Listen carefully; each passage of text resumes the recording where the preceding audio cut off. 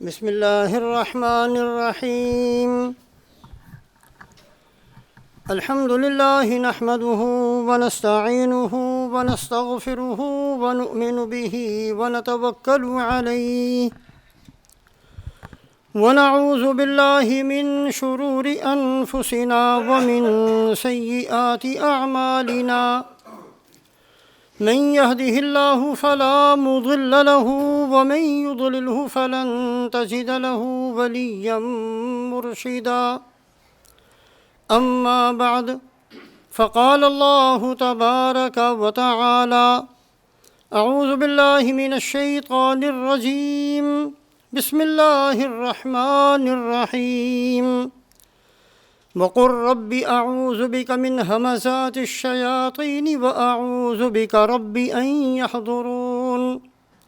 حتى إذا جاء أحدهم الموت قال رب ارجعون لعلي أعمل صالحا فيما تركت كلا إنها كلمة هو قائلها ومن ورائهم برزخ إلى يوم يبعثون.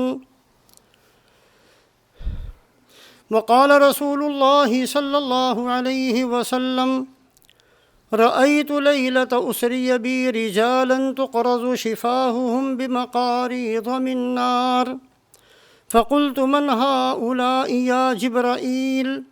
قال: هؤلاء خطباء أمتك يأمرون الناس بالبر وينسون أنفسهم، أو كما قال رسول الله صلی اللہ علیہ وسلم. ایک معمولی اور ایک ادنا مسلمان ہونے کی حیثیت سے ہم سب اس بات کو جانتے ہیں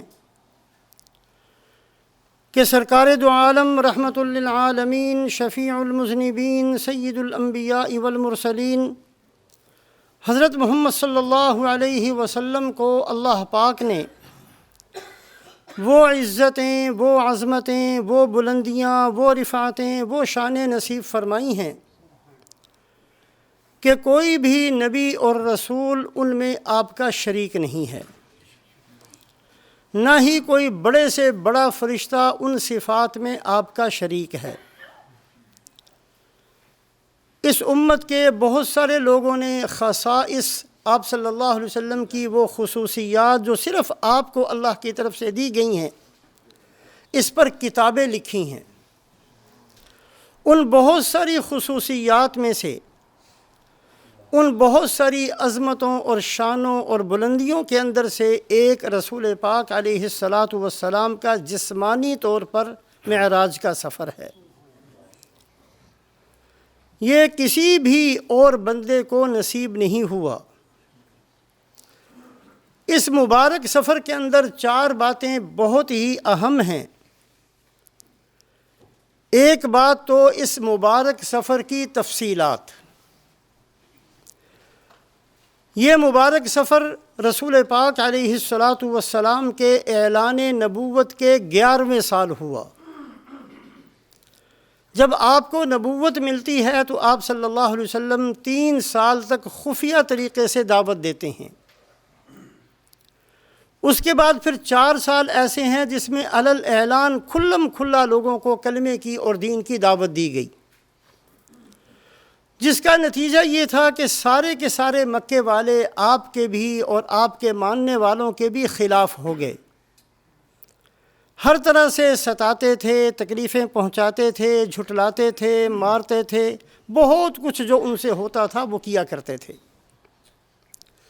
اس کے بعد پھر 3 سال ایسے ہیں کہ سارے مکے والوں نے مل کر رسول پاک علیہ الصلاۃ والسلام کو بھی اور صحابہ کرام کو بھی شیب ابی طالب میں محصور کر دیا.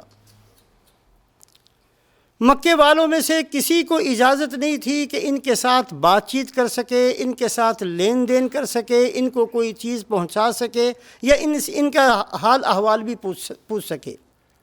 تو رسول پاک علیہ الصلاۃ والسلام اور صحابہ نے 3 سال شیب ابی طالب کے اندر گزارے. اب یہ 10 سال کا لمبا زمانہ ہے. اس کے بعد پھر رسول پاک علیہ الصلاۃ والسلام نے طائف کا سفر کیا ہے. اور طائف کے سفر سے واپسی پر اللہ رب العزت نے معراج کا سفر نصیب فرمایا۔ یہ بھی ممکن تھا کہ آپ صلی اللہ علیہ وسلم اعلان نبوت فرماتے اور ساتھ ہی اللہ غار حرا سے ہی آسمانوں پر لے جاتے، لیکن امت کو یہ بتانا تھا کہ اللہ کی عادت شریفہ یہ ہے کہ بڑی چیزیں محنتوں کے بعد دیا کرتے ہیں، قربانیوں کے بعد دیا کرتے ہیں۔ ایک لمبا زمانہ محنت کی ہے ابراہیم علیہ السلام نے، پھر آگ گلزار بنی ہے۔ ایک لمبا زمانہ محنت کی ہے موسیٰ علیہ السلام نے، پھر فرعون کو غرق کیا ہے۔ تو اللہ رب العزت کی عادت شریفہ یہ ہے کہ محنتوں اور مشقتوں کے بعد اللہ دیا کرتے ہیں۔ 11ویں سال رسول پاک علیہ السلام حضرت ام ہانی کے گھر میں تشریف فرما تھے۔ رات کے وقت فرشتے لے کر آئے، حتیم کے اندر لا کر رسول پاک علیہ السلام کا شق صدر فرمایا، سینہ کھول کر اس کو دھویا گیا، اور پھر حضرت جبرائیل علیہ السلام اور حضرت میکائیل علیہ السلام دونوں رسول پاک علیہ السلام کو براق پر سوار کر کے یہاں سے تشریف لے کر گئے۔ راستے میں حضرت جبرائیل علیہ السلام نے فرمایا کہ آپ اتریے اور اتر کر نماز ادا کیجئے۔ رسول پاک علیہ السلام براق زمین پر لے کر آتے ہیں، اترتے ہیں، نماز ادا فرماتے ہیں۔ تو حضرت جبرائیل علیہ السلام فرماتے ہیں کہ یا رسول اللہ، یہ آپ کی ہجرت کی جگہ ہے، یہ مدینہ منورہ تھا۔ پھر رسول پاک علیہ السلام براق پر تشریف فرما ہوتے ہیں، اور پھر ایک جگہ پہنچ کر پھر حضرت جبرائیل علیہ السلام فرماتے ہیں کہ آپ زمین پر اتریے اور نماز ادا کیجئے۔ رسول پاک علیہ السلام پھر زمین پر اترتے ہیں، نماز ادا فرماتے ہیں۔ تو حضرت جبرائیل علیہ السلام فرماتے ہیں کہ یہ طور سینہ ہے، یہ وہ جگہ ہے جہاں اللہ پاک نے موسیٰ علیہ السلام سے کلام کیا تھا۔ پھر رسول پاک علیہ السلام براق پر تشریف لے جاتے ہیں، اور پھر حضرت جبرائیل علیہ السلام فرماتے ہیں کہ نیچے اتریے۔ پھر رسول پاک علیہ السلام نیچے اتر کر نماز ادا فرماتے ہیں۔ تو حضرت جبرائیل علیہ السلام فرماتے ہیں یہ بیت اللحم ہے، یہ وہ جگہ ہے جہاں حضرت عیسیٰ علیہ السلام کی ولادت ہوئی تھی۔ اس کے بعد رسول پاک علیہ السلام براق پر تشریف فرما ہوتے ہیں اور مسجد اقصیٰ پہنچ جاتے ہیں۔ مسجد اقصیٰ نبیوں سے بھری ہوئی ہے، کوئی رکوع میں، کوئی سجدے میں، کوئی ذکر میں، کوئی تلاوت میں۔ رسول پاک علیہ السلام تشریف لے جاتے ہیں، اذان ہوتی ہے، اور پھر حضرت جبرائیل علیہ السلام ہاتھ پکڑ کر رسول پاک علیہ السلام کو مصلی پر کھڑا کر دیتے ہیں، اور آپ صلی اللہ علیہ وسلم سارے انبیاء کی امامت فرماتے ہیں۔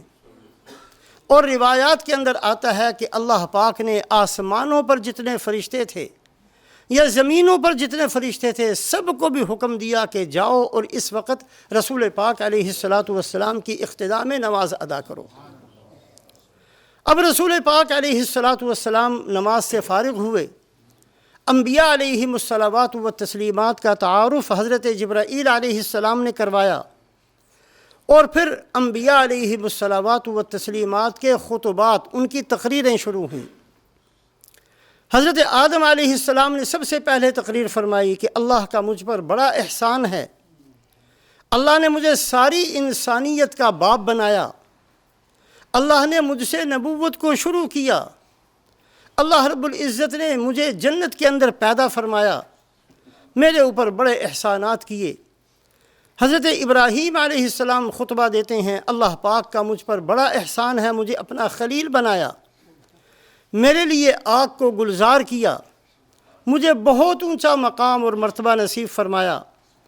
حضرت موسیٰ علیہ السلام خطاب کرتے ہیں، حضرت سلیمان علیہ السلام خطاب کرتے ہیں، حضرت عیسیٰ علیہ السلام خطاب کرتے ہیں۔ رسول پاک علیہ السلام سب سے اخیر کے اندر خطاب فرماتے ہیں کہ اللہ نے مجھے رحمت للعالمین بنایا، اللہ نے مجھے سارے نبیوں کا سردار بنایا، اللہ نے میرے ہاتھ میں جنت کی چابی دی، اللہ نے میری امت کو ساری امتوں کا سردار بنایا، اللہ نے میرے لیے فیصلہ کیا کہ جنت میں سب سے پہلے داخل ہونے والا میں ہوں۔ اللہ نے میری امت کے لیے فیصلہ کیا کہ سب سے پہلے امتوں میں سے میری امت جنت کے اندر داخل ہوگی۔ اللہ نے میری امت کو گواہ بنایا جو نبیوں کی صداقت کے گواہ بنیں گے۔ اللہ رب العزت نے مجھے بہت اونچا مقام اور مرتبہ نصیب فرمایا۔ سارے انبیاء نے آپ کی تصدیق کی، اور اس کے بعد رسول پاک علیہ الصلاۃ والسلام کا مسجد اقصیٰ سے آسمانوں کا سفر شروع ہوا۔ پہلے آسمان پر حضرت آدم علیہ السلام کی ملاقات ہوئی، دوسرے آسمان پر حضرت یحییٰ علیہ السلام اور حضرت عیسیٰ علیہ السلام کی ملاقات ہوئی، تیسرے آسمان پر حضرت ادریس علیہ السلام کی ملاقات ہوئی، چوتھے آسمان پر حضرت یوسف علیہ السلام کی ملاقات ہوئی، پانچویں آسمان پر حضرت ہارون علیہ السلام ملے، چھٹے آسمان پر حضرت موسیٰ علیہ السلام ملے، اور ساتویں آسمان پر حضرت ابراہیم علیہ السلام کی ملاقات ہوئی۔ بیت المعمور زمین کے اندر بیت اللہ ہے، ہر آسمان پر اسی کی محاذات میں اللہ کا گھر ہے، ساتوں آسمانوں کے اوپر بیت المعمور ہے۔ حضرت ابراہیم علیہ السلام بیت المعمور کے ساتھ ٹیک لگا کر تشریف فرما ہے۔ رسول پاک علیہ الصلاۃ والسلام کو مرحبا بابن الصالح والنبی الصالح، میں اپنے بیٹے کو مرحبا کہتا ہوں۔ حضرت ابراہیم علیہ السلام نے استقبال کیا۔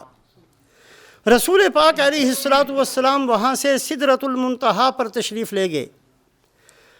حضرت جبرائیل علیہ السلام نے بہت کچھ دکھایا، یہاں تک کہ کوثر جو ایک نہر ہے اور بہت ہی بہترین قسم کا اللہ نے اس کا پانی بنایا ہے، احلی من العسل ابیض من السکر، ایسا پانی ہے جو شہد سے زیادہ میٹھا ہے، برف سے زیادہ ٹھنڈا ہے، مشک سے زیادہ خوشبودار ہے۔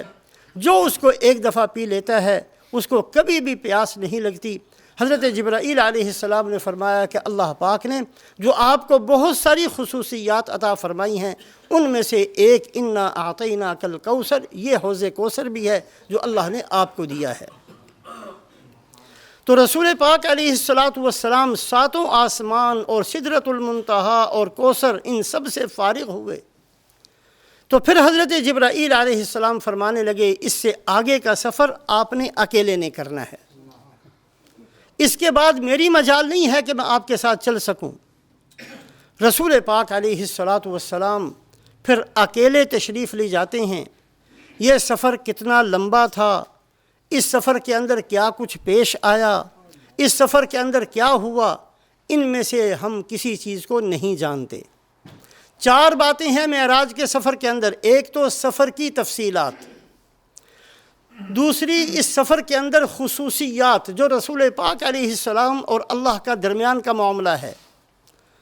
ثم دنا فتدلی فکان قاب قوسین او ادنی، اتنا بلند کیا اللہ پاک نے، اتنا اپنے سے قریب کیا۔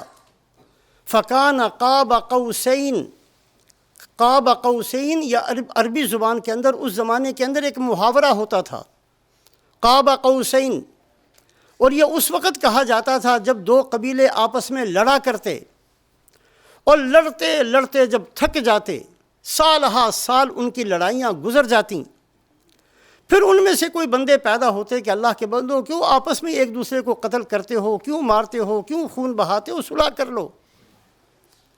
پھر ان قبیلوں کی جب صلح ہوتی تھی تو اس کی صورت یہ ہوتی تھی کہ دونوں قبیلے بیٹھ جاتے، ایک دائیں طرف بیٹھ جاتا، ایک بائیں طرف بیٹھ جاتا، دونوں سردار آگے ہوتے۔ صلح کروانے والا سردار ایک سردار کو آواز دیتا تو وہ اپنی کمان لے کر کھڑا ہوتا، کمان جو گول ہوتی ہے اور آگے ایک رسی سی لگی ہوتی ہے، وہ اپنی کمان کو لے کر کھڑا ہوتا۔ ادھر سے دوسرا سردار آتا، وہ اپنی کمان کو لے کر کھڑا ہوتا، پھر وہ دونوں کمانوں کو ایسے جوڑ دیا کرتے، ایسے کمان ہوتی ہے، دونوں کو ایسے جوڑ دیتے، درمیان کی جو رسی ہیں وہ دونوں آپس میں بالکل مل جایا کرتی۔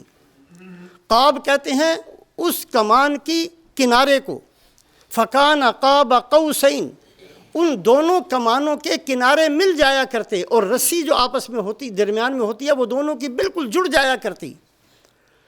یہ مطلب ہوا کرتا تھا کہ آج سے ہماری ایسی صلح ہو گئی ہے کہ ہم دونوں قبیلے ایک ہی قبیلہ بن چکے ہیں، تو اسی محاورے کو اللہ رب العزت نے قرآن پاک میں ذکر فرمایا ہے، فَكَانَ قَابَ قَوْسَيْنِ، اتنے اللہ نے اپنے قریب کیا، اتنا اللہ نے اپنا قریب کیا، اتنا قریب کیا جیسے دو کمانوں کی رسیاں جڑ جاتی ہیں۔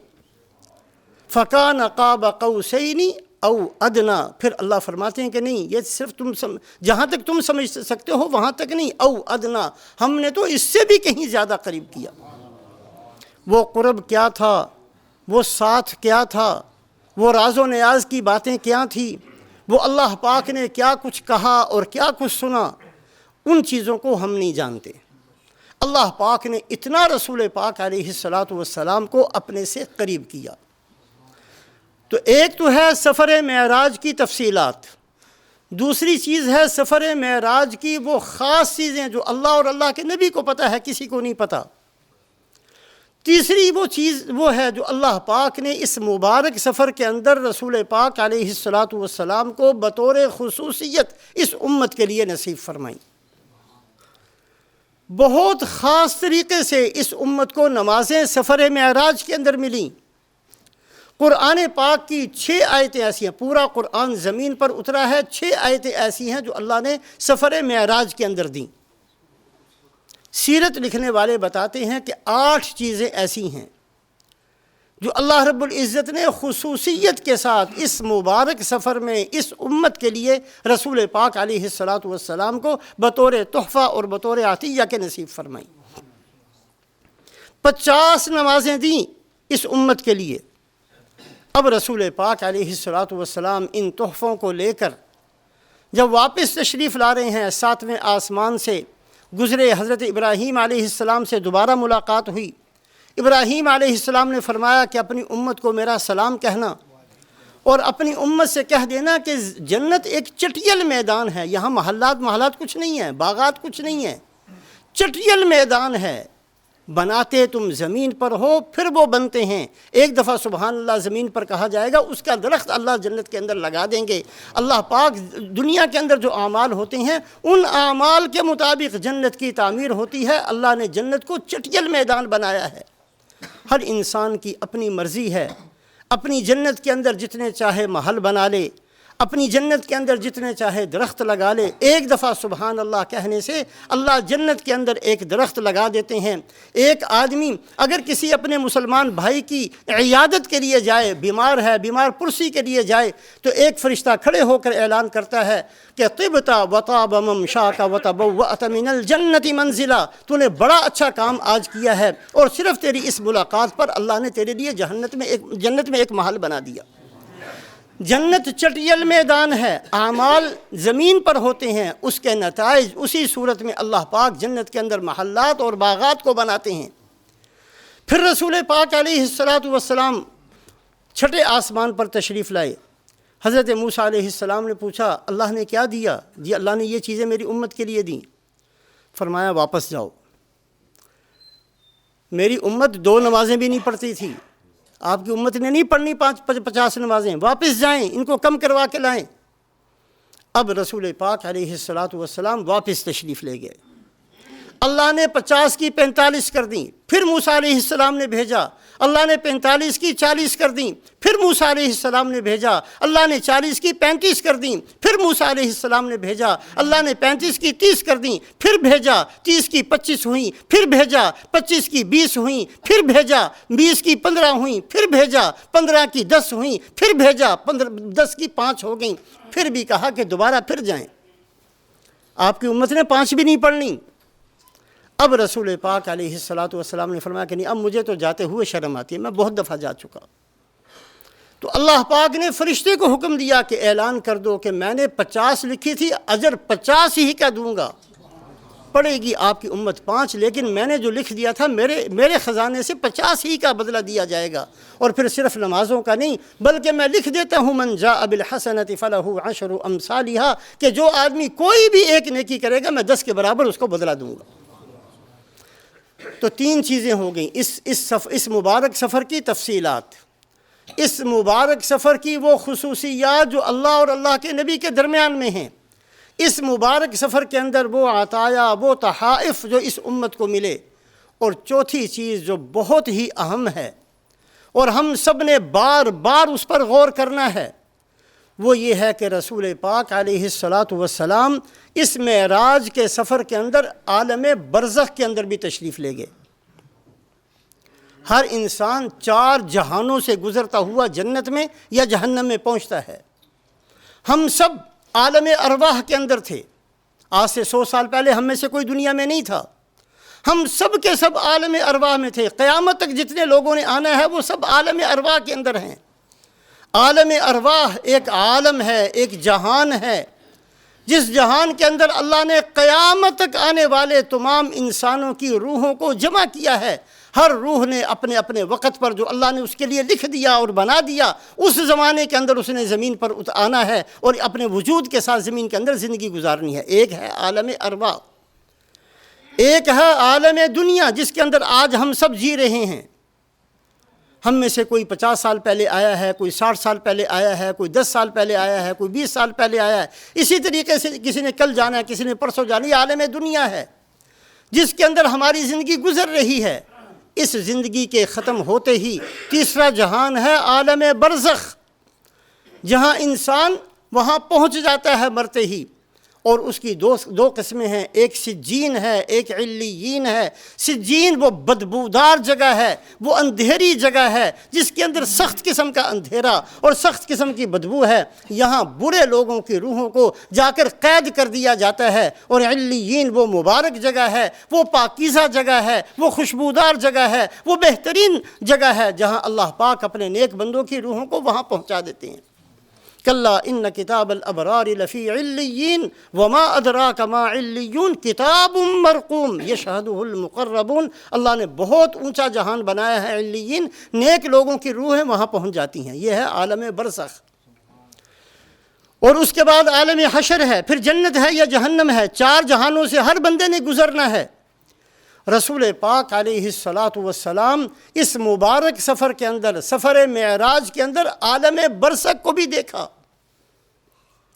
جو بندے جا چکے دنیا سے، بہت پہلے سے دنیا چھوڑ کر جا چکے تھے، اور اس دن تک انہوں نے عالم برزخ میں ہونا ہے جس دن اللہ نے قیامت کو قائم نہیں کرنا، وہ کس حالت میں ہیں، وہ کیا کر رہے ہیں، ان کے ساتھ کیا ہو رہا ہے، یہ سارے احوال حضرت محمد صلی اللہ علیہ وسلم نے اپنی آنکھوں سے دیکھے ہیں اور آ کر اپنی امت کو بتائے ہیں۔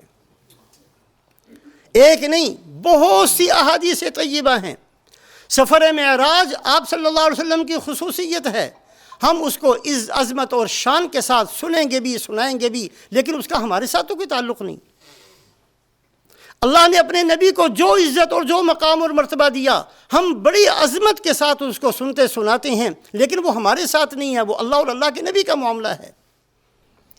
اللہ پاک نے جو اس امت کو چیزیں نصیب فرمائیں، ہم بڑی عزت اور عظمت کے ساتھ ان کو سنیں گے اور اس کو پورا کرنے کی کوشش کریں گے، لیکن عالم برزخ کے احوال یہ ہر اس بندے کو پیش آنے والے ہیں جس نے دنیا کے اندر چند روز کی بھی زندگی گزاری، جو 2 سال بھی دنیا کے اندر رہا، جو 1 مہینہ دنیا کے اندر رہا، جس نے 1 سانس دنیا کے اندر گزارا، یا جس نے 200 سال 500 سال کی زندگی گزاری۔ عالم برزخ میں ہر ایک نے پہنچنا ہے۔ وہاں کیا ہوگا؟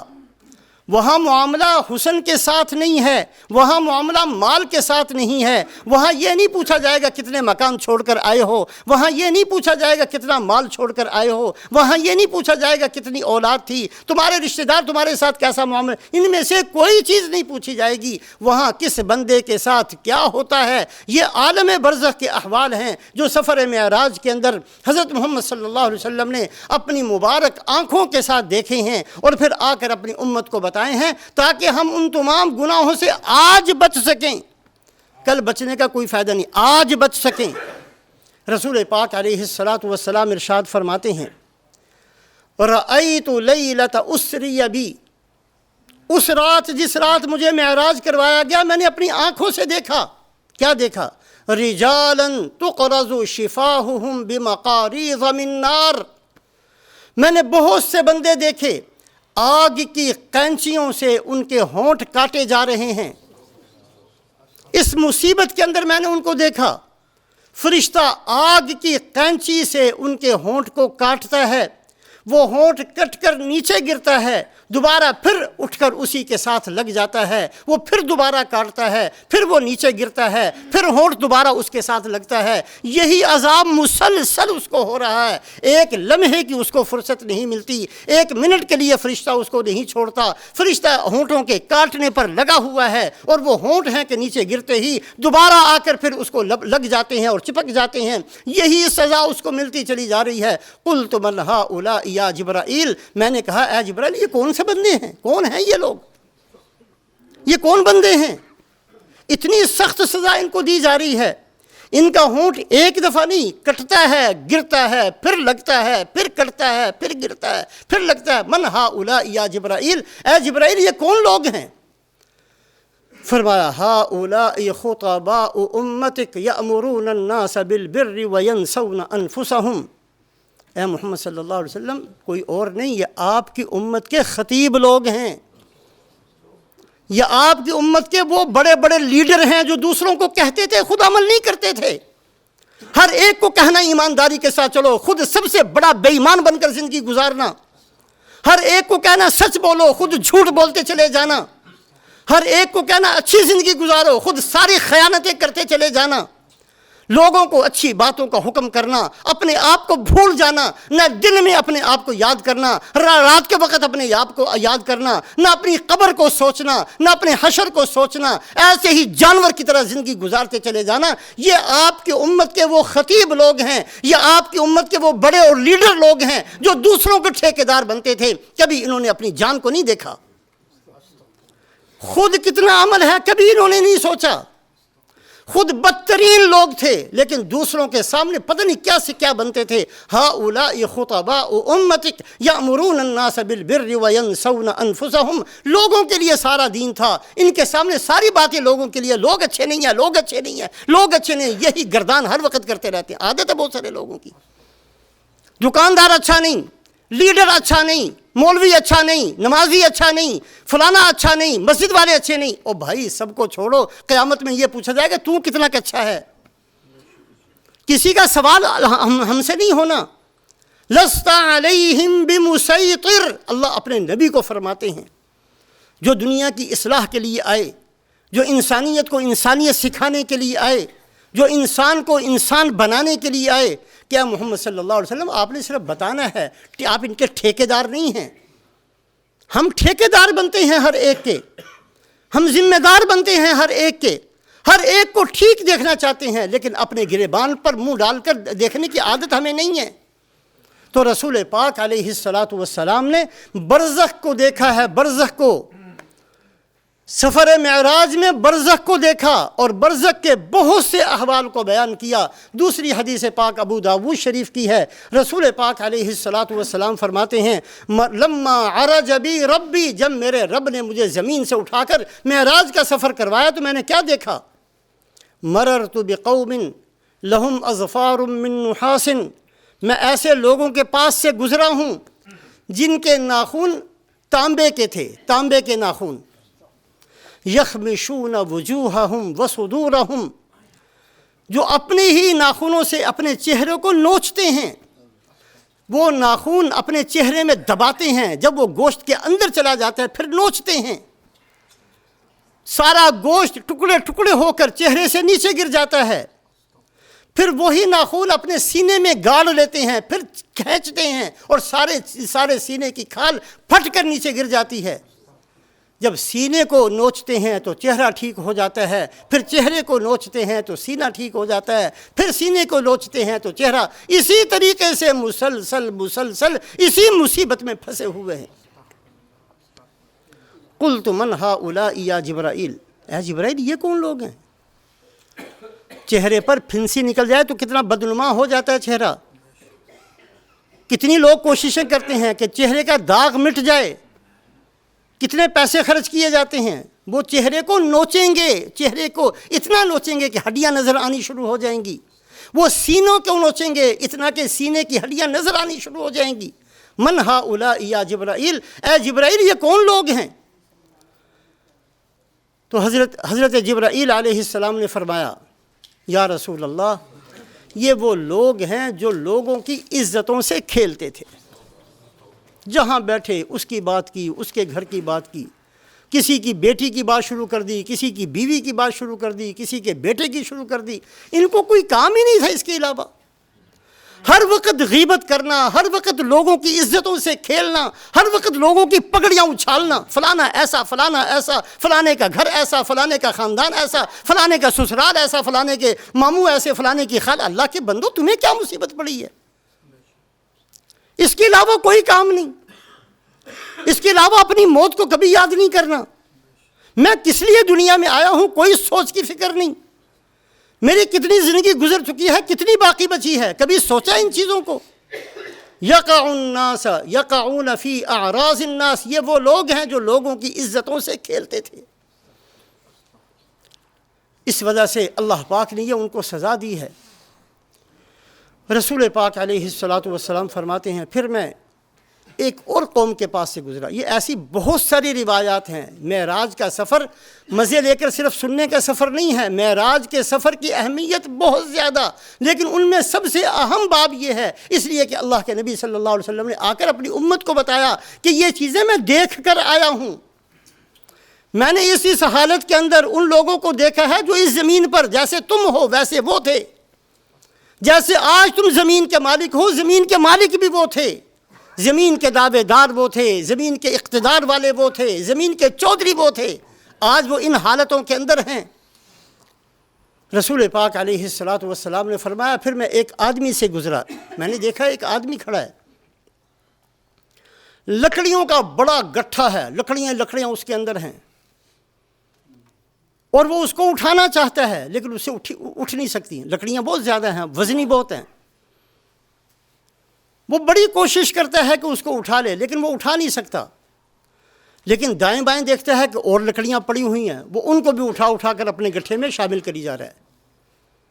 میں نے کہا کیسا عجیب آدمی ہے، جو لکڑیاں موجود ہیں وہ اس سے اٹھتی نہیں ہیں اور ان لکڑیوں میں اور اضافہ کرتا چلا جا رہا ہے. پہلی اس سے اٹھ نہیں سکتی اور یہ ان کو بڑھا رہا ہے، اپنے گٹھے کو بڑا کرتا چلا جا رہا ہے. میں نے کہا کہ اے جبرائیل یہ کون آدمی ہے؟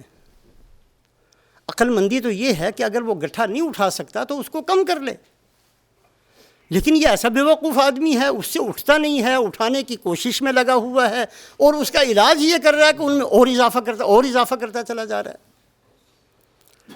حضرت جبرائیل علیہ السلام نے فرمایا جی یہ وہ آدمی ہے جس نے لوگوں کا مال بڑا ہڑپ کیا ہے، اس کا بدلہ دے نہیں سکتا، اور ہڑپ کرنے میں لگا ہوا ہے اور خیانت میں لگا ہوا ہے. جو کر چکا ہے وہ اس کے بس میں نہیں ہے اس کا بدلہ دینا. اگر کسی آدمی نے 3 پیسے کی کیا اہمیت ہوتی ہے؟ 3 پینی لگا لیں، چلیں آج کل کے زمان سے 3 پاؤنڈ لگا لیں اور زیادہ بڑے 300 پاؤنڈ لگا لیں. جس آدمی نے کسی کے 3 پیسے ناحق غصب کر لیے، ہڑپ کر لیے، واپس نہیں کیے، قیامت والے دن اس کی نمازوں میں سے 700 ایسی نمازیں اس کو دیں گے اللہ جو قبول تھیں. اور ہمارے پاس تو پتہ نہیں پوری زندگی میں 7 نمازیں بھی قبول ہیں کہ نہیں ہیں. اس میں کوئی شک نہیں کہ ہم نے نمازیں پڑھی ہیں، اس میں کوئی شک نہیں، لیکن اللہ کے ہم وہ نماز ہے کہ ٹکڑے ہیں، ہمیں کیا پتہ اس چیز کا. ہم نے نمازیں پڑھی ہیں، قبول ہوتی ہیں کہ نہیں، ہمیں کسی نماز کے بارے میں کوئی دعویٰ نہیں کہ کوئی نماز قبول بھی ہوئی ہے. 700 ایسی نمازیں جو قبول ہو چکی تھیں، اللہ کہیں گے کہ 3 پیسوں کے بدلے میں اس کو دے دو. جو کسی کا حق غصب کیا ہے اس کا بدلہ چکا نہیں سکتے، اور کرتے چلے، اور اس کی بھی لے لو، اس کی بھی جیب کاٹ لو، اس کا بھی لے لو، اس کا بھی ہڑپ کر جاؤ، اس کا بھی قرضہ واپس نہ کرو. ایسی بدبختی ہے ایک انسان کی کہ یہ انسان ان مصیبت میں اپنے گناہوں کو بڑھاتا چلا جا رہا ہے.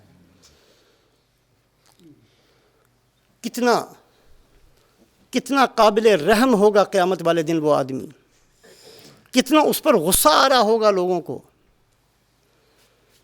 کہ جو گناہ اس نے نہیں کیے وہ بھی اس کے نامہ اعمال میں لکھے جا رہے ہیں. نیکیاں کی ہیں لیکن کسی کا مال ہڑپ کیا ہے، وہ آئے جی اپنا حج مجھے دے دو، جی حج بھی چلا گیا، نمازیں بھی چلی گئیں، روزے بھی چلے گئے، عمرے بھی چلے گئے، صدقہ خیرات بھی چلا گیا، رات کو اٹھ کر پڑھنے والی تہجد بھی چلی گئی، نیکیاں ساری چلی گئیں، اور بدلے میں کیا ملا؟ اس کے گناہ ملے. اس کے گناہوں میں جھوٹ بھی ہے، اس کے گناہوں میں زنا بھی ہے، اس کے گناہ میں حرام کاری بھی ہے، ان کے گناہوں میں قتل بھی ہے۔ اس بندے نے کبھی قتل نہیں کیا لیکن اس کے نامہ اعمال میں قتل بھی لکھ دیا گیا۔ اس نے کبھی زنا نہیں کیا لیکن اس کے نامہ اعمال میں زنا لکھ دیا گیا۔ اس نے کبھی جھوٹ نہیں بولا لیکن اس کے نامہ اعمال میں جھوٹ لکھ دیا گیا۔ کتنا بد نصیب ہے یہ آدمی جس نے 60-70 سال کی زندگی گزاری، جھوٹ سے بچتا رہا لیکن نامہ اعمال میں جھوٹ لکھا ہوا ہے، اس لیے کہ دوسرے کا جھوٹ اس کے گلے پڑ گیا، دوسرے کا زنا اس کے گلے پڑ گیا، دوسرے کا قتل اس کے گلے پڑ گیا، دوسرے کے گناہ اس کے گلے پڑ گئے۔ یہ وہ آدمی ہے جس نے لوگوں کا حق غصب کیا۔ تو رسول پاک علیہ الصلاۃ والسلام فرماتے ہیں کہ معراج کے سفر میں نے اس کو بھی دیکھا۔ بہت ساری احادیث ہیں، اللہ کبھی توفیق دے ان احادیث کو بڑا غور سے دیکھیں، بچیں۔ آج وقت ہے ہمارے پاس بچنے کا۔ آج میری جان نکل گئی، میرا وقت ختم ہو جانا ہے، پھر نہیں ملنا یہ موقع اور یہ مہلت۔ رسول پاک علیہ الصلاۃ والسلام فرماتے ہیں میں برزخ کے اندر ہی میں نے ایک آدمی کو دیکھا، اس نے فصل کاشت کی۔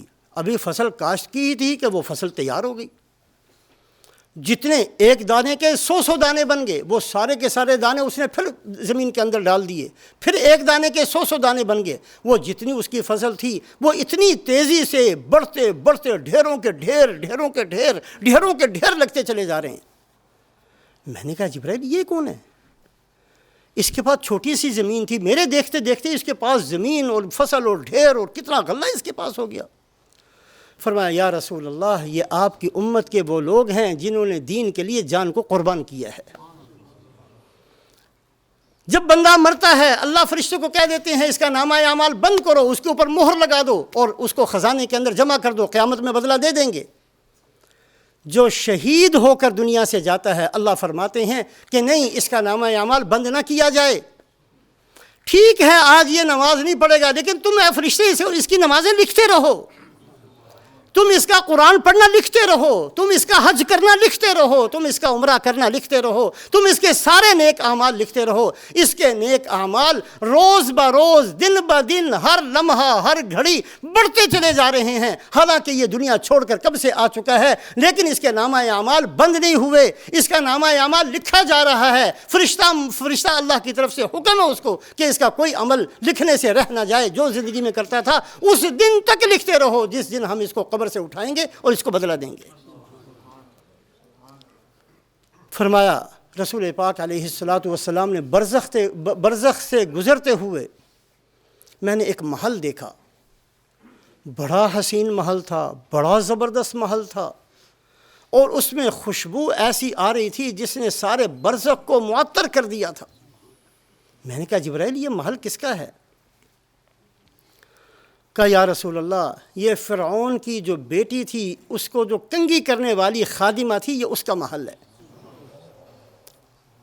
مسلمان ہو گئی، حضرت موسیٰ علیہ السلام پر ایمان قبول کر لیا۔ فرعون کی بیٹی کی کنگھی کر رہی تھی، کنگھی ہاتھ سے گری، بسم اللہ کہہ کر کنگھی کو اٹھایا، کہا بسم اللہ، کیا کہا تم نے؟ کہا میں نے اپنے رب کا نام لیا۔ فرعون کی بیٹی کہنے لگی ہاں میرے باپ کا نام لیا۔ کہا نہیں تیرے باپ کا نہیں، اپنے رب کا۔ کہا اچھا میرے باپ کے علاوہ بھی کوئی رب ہے؟ کہا ہاں میرا رب تیرے باپ کے علاوہ ہے، میرا وہ رب ہے جو زمین کا رب ہے، جو آسمان کا رب ہے، جو تیرا رب ہے، تیرے باپ کا بھی رب ہے۔ میں نے اس کا نام لیا۔ اس نے جا کر فرعون کو کہہ دیا، وَفِرْعَوْنَ ذِی الْأَوْتَادِ، فرعون ایسا بدبخت تھا کہ جو اس کو نہ مانتا زمین پر لٹاتا، میخیں گاڑ دیا کرتا تھا ہاتھوں اور پاؤں کے اندر۔ کہا سزا پتہ ہے، میخیں گاڑ کر تمہیں قتل کر دیا جائے گا؟ کہا مجھے کوئی پرواہ نہیں۔ اس نے کہا یہ چھوٹا سا بیٹا جو اس کی گود کے اندر ہے، اس بیٹے کو اٹھاؤ اور پہلے اس کو پھینک کر زمین پر دے کر مارو اور تاکہ وہ مر جائے۔ اب ماں تھی، بیٹے کی تکلیف تھوڑا سا ہچکچائی۔ بیٹے نے کہا کہ ماں یہ وہ بچہ ہے جو دودھ پیتے ہوئے بولا، جیسے حضرت عیسیٰ علیہ السلام کو اللہ نے بلایا۔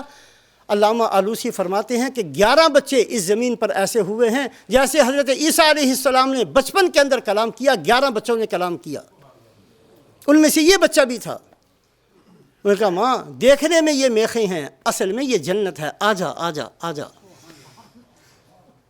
اور اسی وقت اس نے اپنی جان کو قربان کر دیا۔ یہ محل اس کا ہے، اس خادمہ کا ہے جس کی جس کی خوشنمائی سے، جس کے بہترین ہونے سے رسول پاک علیہ الصلاۃ والسلام نے بھی تعجب کیا۔ تو رسول پاک علیہ الصلاۃ والسلام نے سفر معراج کے اندر 4 چیزیں، سفر معراج کی تفصیل، دوسری چیز سفر معراج کے اندر آپ کی خصوصیات، تیسری چیز اس سفر معراج کے اندر اس امت کو کیا دیا گیا، اور چوتھی چیز اللہ کے نبی صلی اللہ علیہ وسلم نے برزخ میں کیا دیکھا اور کیا دیکھ کر اپنی امت کو کیسے کیسے بتایا۔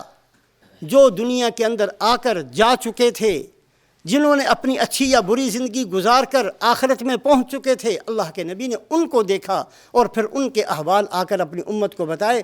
میرے اور آپ کے پاس بہت تھوڑا وقت ہے، کہیں ایسا نہ ہو کہ یہ جو مصیبت والے بندے اللہ نے بتائے ہیں، ہم ان میں سے کسی کے اندر جا کر شریک نہ ہونا پڑے۔ اللہ ہماری حفاظت فرمائے۔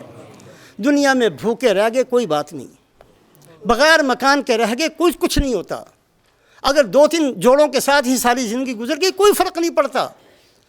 اگر ہماری آخرت بن گئی، اللہ کی قسم ہمیں سب کچھ مل گیا، ہمیں بڑی سے بڑی حکومت مل گئی، ہمیں بڑی سے بڑی عزت مل گئی، ہمیں بڑی سے بڑی کامیابی مل گئی۔ اور اگر آخرت نہیں بنی، ساری دنیا کے مالک بن کر گئے، بہت زیادہ خسارے کے ساتھ گئے، ذلیل و رسوا ہو کر گئے۔ یہ سوچنے کا وقت آج ہے، میرے پاس، آپ کے پاس۔ اللہ ہم سب کو سوچنے کی اور عمل کرنے کی توفیق نصیب فرمائے۔